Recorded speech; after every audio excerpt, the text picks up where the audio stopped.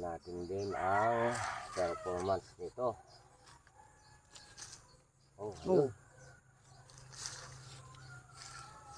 Tuloy natin ang mag-harvest ng luya. Hindi natin nagawa kahapon lahat kasi gabi na. Aming lamok. Ayan, maganda.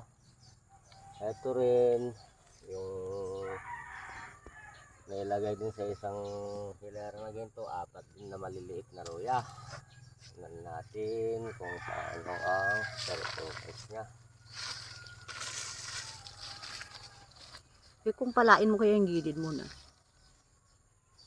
Mamaya, maumpisa na. Ay, magtutubo na naman, no?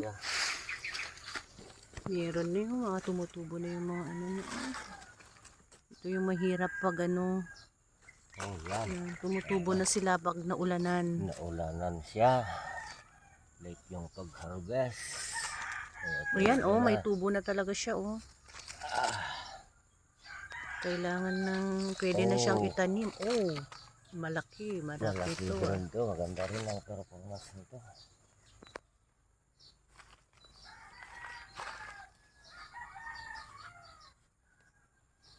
Ayun. Dahan-dahan para hindi masugat.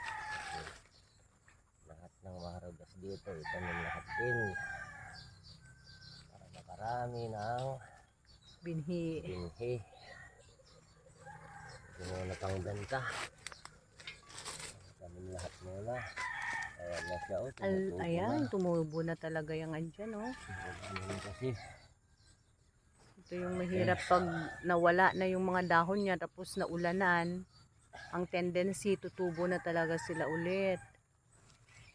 Kapag ganyan na tumubo na, hindi na siya laki ng husto dahil limited na yung space. Sobrang limited na yung space.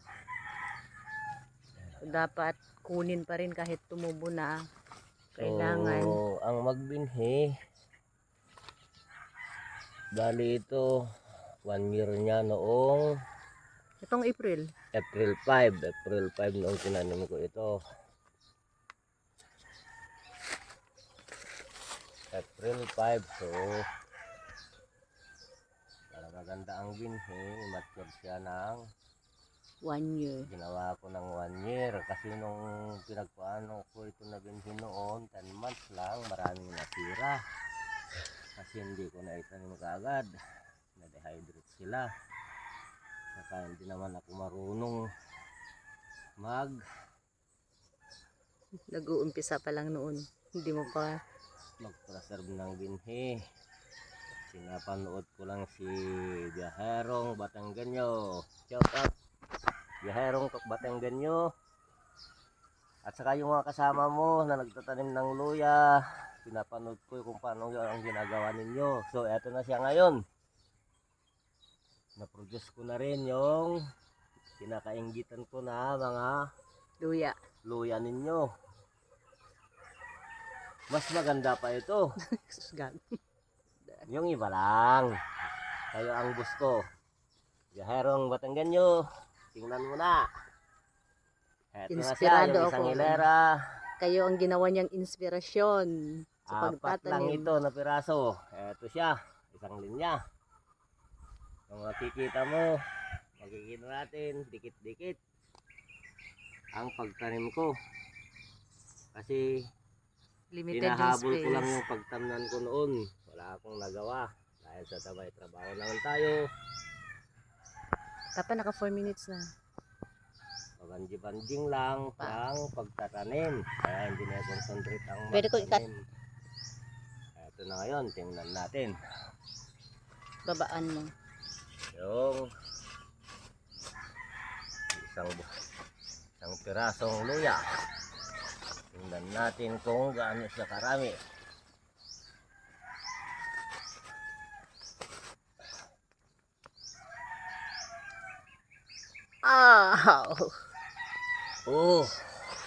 Okay.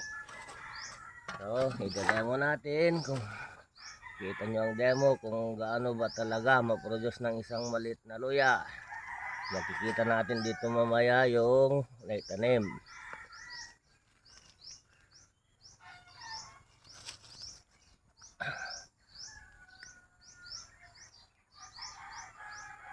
Ayos talaga yung citronella.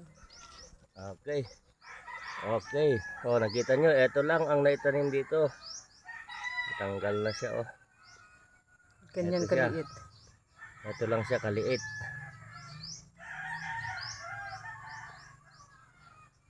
Ito ang nagiging wala, ito talagang naitanim. Ito ang resulta niya ngayon.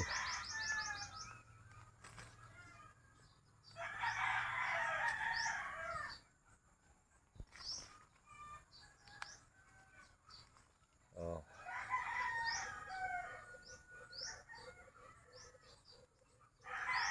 Hindi siya nakalabas ng gusto. Takot yung mga lamok, tinan mo. Oh.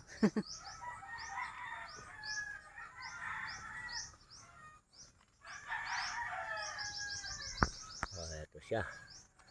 Oh, nakikita natin. Ngayon, ito naman isa. May maliit dito. Naipit siya, hindi siya nakalaki. Naunahan. Oh. Yang ang disadvantage kung malapitan ng pagtanim. Ito lang siya, oh, hindi siya nakalaki. Makikita natin. Oh, ang liit yan pala. Ang liit lang. Naunahan ng ano. Naunahan na siya, natumubo. Hindi pantay-pantay pagtubo. Ganyan ang naging resulta. So imagine, kung hindi may makakalabas, ito lang harvest mo. Compare mo dyan. Compare mo dito, ito siya, malayo, marami. Pero mas marami pa yung sa iba kahapon. O, tingnan pa natin ito, parang maganda ito. Kasi makikita natin. Yan yung Performance pangatlong pa ano lang. no, pangatlong Dalawang ano na naitanim, bali dalawa pa dito. Ito yung dalawa. so yung isa naipit, hindi siya hindi maganda yung ano Maganda ang pagkatubo. tubo niya.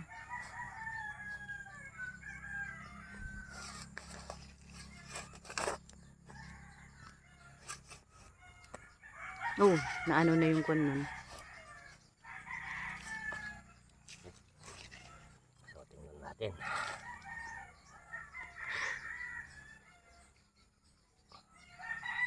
Dapat makuha natin yung binhi para makita kung gaano kalaki ang naitanim.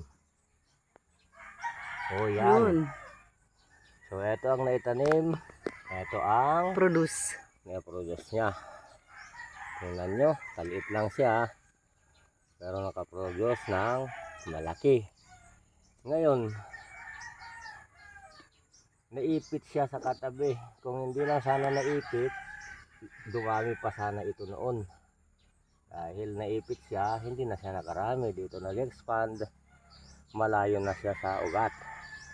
So imagine, kung ganyan din sana ang na-produce niya, kung hindi siya naipit. So kailangan ng pagtamnan malalayo konti. Paluwang talaga dapat. Okay. Dapat 1 foot rule, no? Ito, yung pinakagilid. Parang marami to. Imagine mo pa, dapat 1 foot rule talaga. 1 foot by 1 foot. Okay. Dapat nakita nila yung mapalabas natin yung naitanim dito. Kung ano. Marami nang tumubo. Oh, parang mas malaki yan ah. Naunang tumubo kasi siguro ito. Kailangan din sabay-sabay silang magtutubo.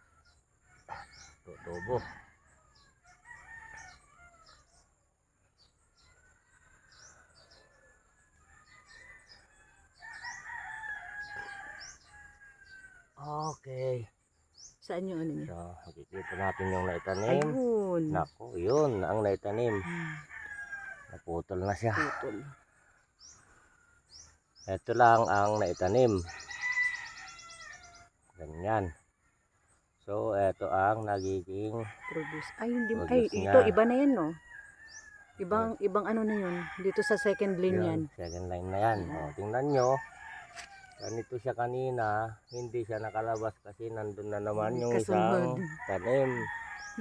Hindi siya Expand. naka-expand na maigi.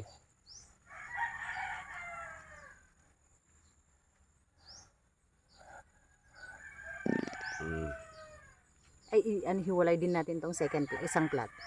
Yo, Ito, yung produce dito sa isang plat. Hindi I-compare natin mamaya dun sa isa. No, pwede rin. basta itabi lang natin dun sa mga nandun. Tingnan natin kung ano yung difference. Okay, nakita nyo. Ito ang produce niya, yung ganitong kaliit. So yung 4 na butil, tatlo lang yung nag-successful. 3 butil, 3 maliit. Ito ngayon ang na-produce niya. So imagine ito kung itinanim ko lahat. Ganito rin kalilit ang gawin kong pagtanim, di marami ng luya. Okay, so dyan muna.